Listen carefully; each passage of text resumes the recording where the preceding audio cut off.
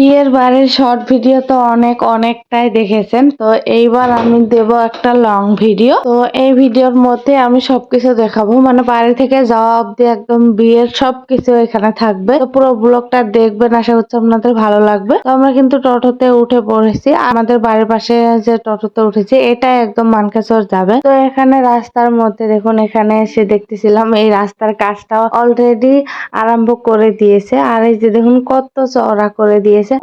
অনেক ভালো লেগেছে রাস্তার কাজ আরম্ভ হওয়া দেখে। তো রাস্তাটা হলে হয়তো অনেক মানুষের অনেক সুবিধা হবে। মানে রাস্তাটা অনেক দিন থেকে এই রাস্তাটা এতটা খারাপ। তারপর ওদের বাড়ি এসে একদম ফ্রেশ হলাম। তারপর ফ্রেশ হয়ে দেখি ওদের বাড়িতে এখন চলতেছিল হলুদ সেরিমানি, মানে হলুদের অনুষ্ঠান। ও আর একটা কথা, বিয়েটা কার সেটা কিন্তু এখনো বলিনি। বিয়ে হচ্ছে যে আমার একটা ভাস্তে, এটাকে দেখুন মাশাআল্লাহ কত সুন্দর লাগতেছিল হোয়াইট কালার কাপড়ে। তারপর এখানে আম্মুটাকে পায়েস খাইয়ে দিচ্ছিল।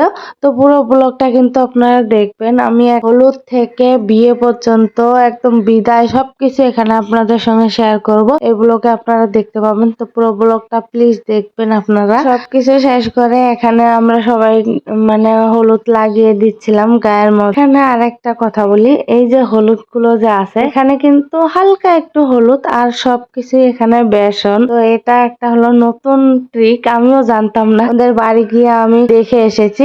আসলে এটা অনেক সুন্দর একটা ব্যাপার। মানে হলুদ যাদের অ্যালার্জি, মানে হলুদ লাগালে মানে গালে পিম্পল উঠে বা অনেক ধরনের অনেক কিছু অ্যালার্জি থাকে অনেক জনের, মানে সবারই না, অন্য জনের হয়তো থাকে। তো তাদের জন্য এই ব্যাপারটা একটু সুন্দর একটা ব্যাপার। অনেকগুলো বেসন, জাস্ট হালকা একটু হলুদের গুঁড়ো। এই তো এখন হলুদ দেওয়া শেষ করে সবকিছু এখন গা পা ধুয়ে একদম রেডি হয়ে এই যে বসেছে। তার সঙ্গে আমিও এখানে ফটো উঠতেছিলাম আর হালকা একটু ভিডিও করে নিয়েছি, বেশি করিনি। আর এই যে দেখুন কনেটাকে মাশাআল্লাহ অনেক সুন্দর লেগেছে। তো আপনারা কমেন্ট করে জানাবেন কনেকে কত সুন্দর লাগতেছিল বিয়ে সাজানোর পর। তারপর এই যে দেখুন বরপক্ষ কিন্তু চলে এসেছে আর এখানে আর কয়েকজন মেয়ে এখানে গেট ধরেছে, মানে ওদেরকে ঢুকতে দেবে না। ওদেরকে মজা মিষ্টি কি খাওয়াবে, তারপর ওদের থেকে কিছু টাকা নেবে। টাকা নেওয়ার পর ওদেরকে ঢুকতে দেবে, মানে বাড়ির ভেতরে। এটা নিয়ম শুধু এখানে না,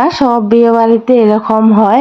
আর এটা একটা খুবই মজার ব্যাপার, মানে অবিবাহিত মেয়েদের এটা একটা সুন্দর একটা মুহূর্ত। নতুন সম্পর্ক, নতুন সবকিছু এইভাবে শুরু থেকেই ঠাট্টা করে নিলে অনেকটাই সুবিধা হয়। তো তারপরে তো সব মিষ্টি খাওয়ানোর পর মালা পরিয়ে দিল।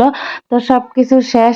এবার এই যে দেখুন বরপক্ষকে কিন্তু একদম ভূত বানিয়ে দিচ্ছিল এখানে। আর মেয়েগুলো যে এত স্মার্ট কি বলবো। তারপর এখানে ভিতরে ঢোকার পর এখানে দেখুন আরেকজন, মানে বরের দাদি সৌরি, এখানে কিন্তু কি হয়েছে, মানে রুগী হয়েছে, এখানে নাকি টাকা দেওয়া লাগবে। তো ওখানেও টাকা দিয়ে একদম ঘরের ভিতরে আসলো। এই তো ভিতরে আসার পর একটা মনে জিজু হয় আংটি পরিয়ে দিল। এখানে আংটি পরানো হয়ে যাওয়ার পর এখানে হালকা পাতলা একটু কিছু খাইয়ে তারপর করে দেবে আশীর্বাদ। খাওয়ানোর পর এখন হবে আশীর্বাদ। তো আশীর্বাদ করে দেবে সবাই মিলে।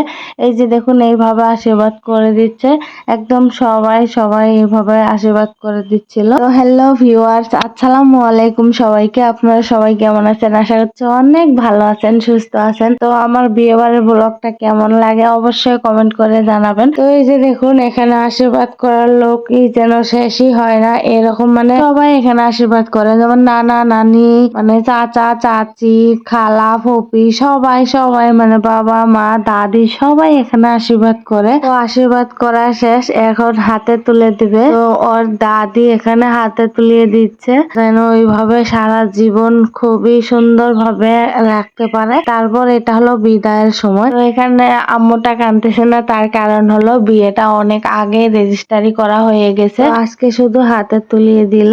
তো আজকের ব্লগটা এই পর্যন্ত, আশা করছি আপনাদের ভালো লেগেছে। পুরো ব্লগটা দেখার জন্য অনেক ধন্যবাদ আপনাদেরকে। তো টাটা বাই বাই, সবাই সুস্থ থাকবেন, ভালো থাকবেন।